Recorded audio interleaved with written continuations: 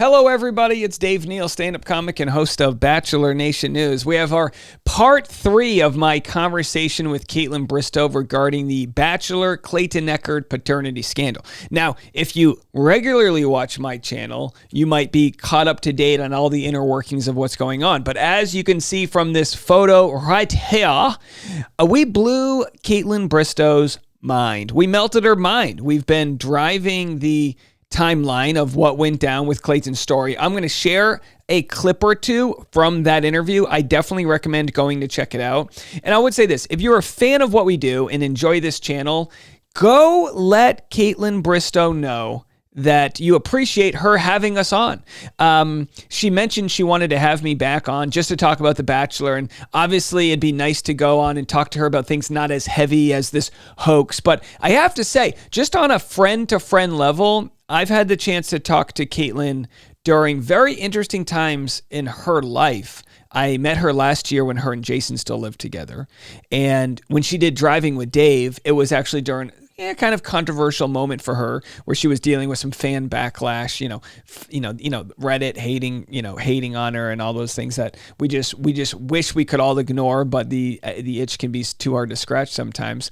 And then actually here during this interview wasn't exactly put it this way, Kaitlyn battled through it and showed us why she's a professional at what she does. So my linen shirt was doing a lot of work here, a lot of pull there. I got this is before I went on the keto diet, but I love that linen shirt. I bring out the linen for you guys. So you probably saw this. If you haven't, go check it out. I'm going to give you updates as to what happened since this was recorded. We recorded this several weeks ago. Actually, I think we recorded this like the day. We recorded this on June 12th, right? So June 10th was the evidentiary hearing for Clayton, where he was trying to prove he was never the father of somebody's never born, never pregnant body, never pregnant twins, right? He was trying to prove that he was never the father. Well, we have the results of that, which I'll share with you in a second. But as I've spoke to Kaitlyn and discussed Chase J. Jones and all of the characters of this crazy story, we also have the woman whose ultrasound was used to make a Fiverr ultrasound. And, it was a heartbreaking thing. She lost one of her babies, one of her twins, in the womb and in what's called an invisible, vanishing twin, which is where it's kind of like a miscarriage of one of the twins. Well, the other twin is actually now turning 9, and we've decided to do a GoFundMe style campaign for them. And I wanted to raise $2,500. I know we're going to get there, and hopefully with some of your help. If I refresh it right now, we are at $1,561 have been raised. This is our way of saying thank you to one of the victims, which is someone who had their ultrasound stolen for purposes of deceit and fraud. And now in showing them that we're not all bad people, that there's a lot of good people out there, we're raising funds for that special 9th birthday bash. So if you want to donate, I'll put a link in the comment section. But let's go back to my conversation with Kaitlyn. And I'll just play a clip here where I melt her mind. Have a watch. Past victim, we now found out with hard evidence she faked ovarian cancer. She faked having an ovary removed, all in part to continue to have this man nurse her back to health. So I think I should start by taking it back to there, because in order to tell Clayton's story, you have to provide the pattern that led to this. Right. And now, what's so unique and fun about Kaitlyn is she's really let me tell this story. She's like, you know what, Dave?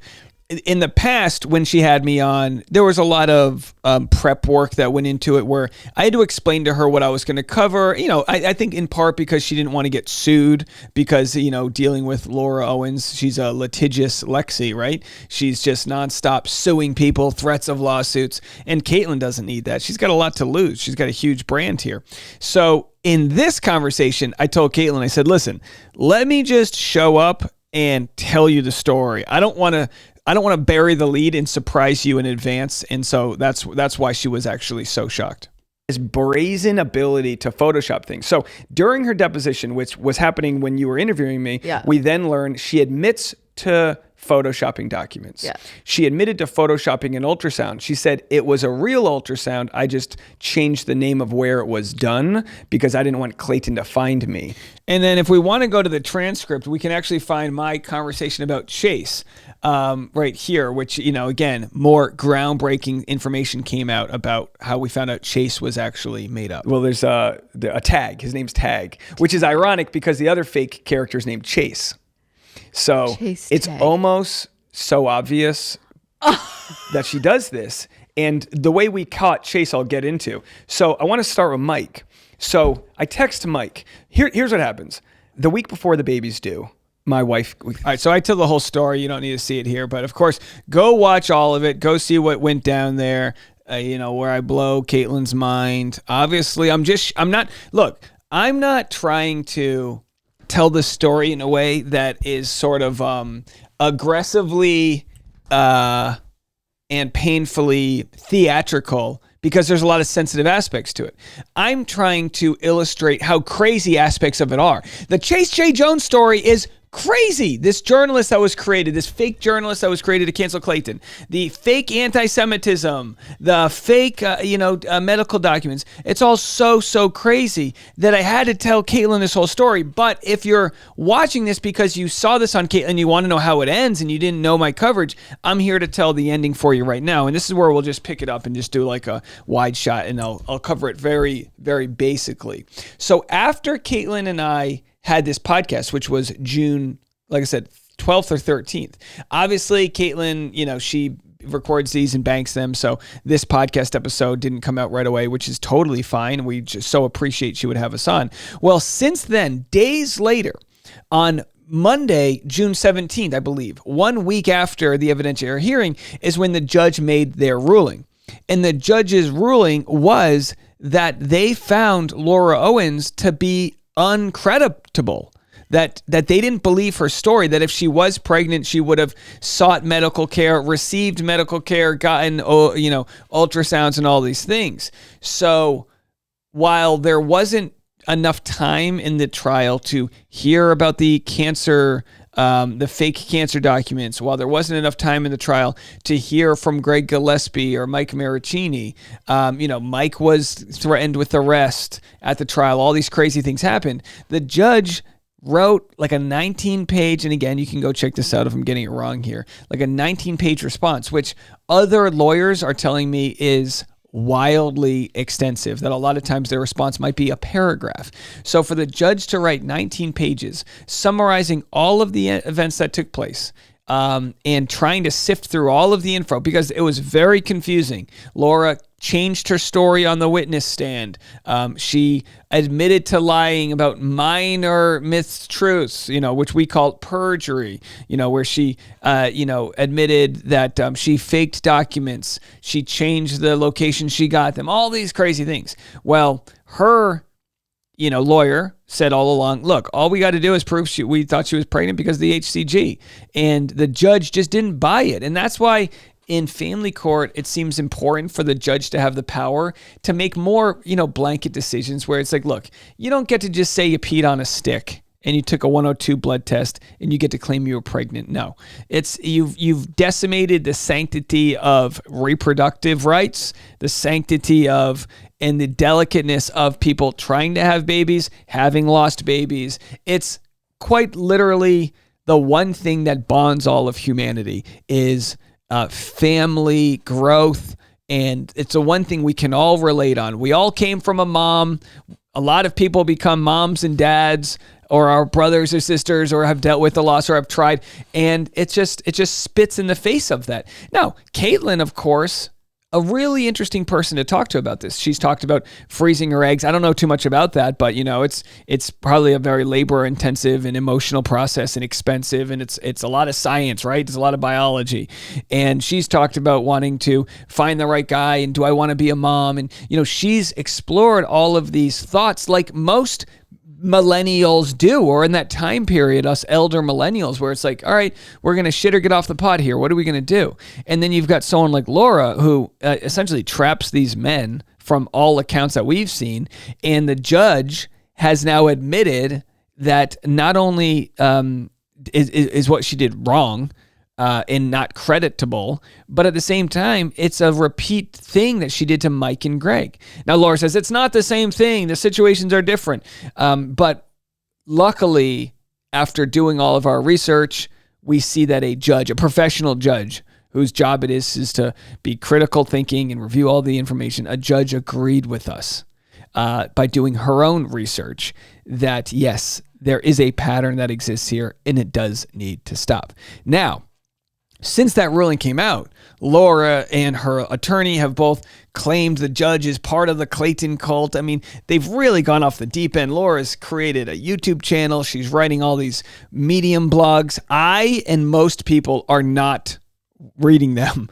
It's almost boring to me to hear what she has to say because she had a fair trial to prosecute her point. She failed to do that, and now she claims she's going to be seeking an appeal. Will she actually seek that appeal, or did she just say she's going to appeal and hope that this all goes away? I don't know. We will see. But I know that there is going to be a trick up her sleeve. I don't know if it's trying to get articles written or mainstream press. I mean, who knows? I mean, I could literally wake up tomorrow and Rolling Stones could have a hit piece on me where I'm the bad guy because they believed her story and didn't look at all this other evidence. Like, I hope that wouldn't be the case. I believe that enough people know the truth that I won't be thrown under the bus. But we saw she already tried to do that on Medium, and we would just hope that any journalist or anyone with a platform will have enough integrity to look at this full story and see that it is not a giant cult full of people that want to support Clayton because he's a celebrity and a bachelor. F off. F off with that shit. That ain't what it is at all. It's people that want to see justice. And luckily for me, we have someone like Kaitlyn Bristowe who's the real effing deal. She doesn't back down from her beliefs. And I'll take that over needing to agree with her on everything. We live in this world where everyone has to agree with everyone on everything. I don't need that. I need someone who I believe believes what they're saying and is speaking their truth and being authentic to themselves. Kaitlyn literally did not need to have me on for what I guess is my 4th episode now. We recorded a 2-parter last month. This was part 3. And then last year she interviewed me. So I just want to personally thank Kaitlyn for sharing this story with her platform. I want to thank anybody who came over here. And I want to thank anybody who's going to join me on the podcast, The Rush Hour with Dave Neal, where I'll give a little bit more behind the scenes look on what it's like to go do a Kaitlyn Bristowe podcast interview. So if you want to hear more about the behind the scenes of it, I mean, look, I like Kaitlyn. I'd like to think I'm pretty friendly with her, but at the same time, it's kind of, there's kind of like a celebrity status there. So when you go in, it's kind of like surreal because she's such a normal gal. But she's also kind of got her own little thing going on for her. And I love that about her. And I wish her nothing but the best. And I wish you guys all the best. And with that, we have your update and you are all caught up on the Clayton Echard scandal. Now, if you want more content and you haven't followed it, I got the playlist because there are 200 hours worth of videos about all of the other crazy aspects of the story. Or you could wait for the documentary to come out because boy, is there a lot to include there. My hope is that some of Kaitlyn Bristowe's podcast gets on the documentary because she's one of the first and only people to cover this more than once and really tell the full story and listen to the full story. We appreciate her for that. So go run, don't walk to her DMs in her podcast comment section. Give her a subscribe, write her a nice review on Apple Podcasts, all of those things. Let her producer know, dang, Dave's got a loyal community. Let's have him back. All right, folks, we'll see you later.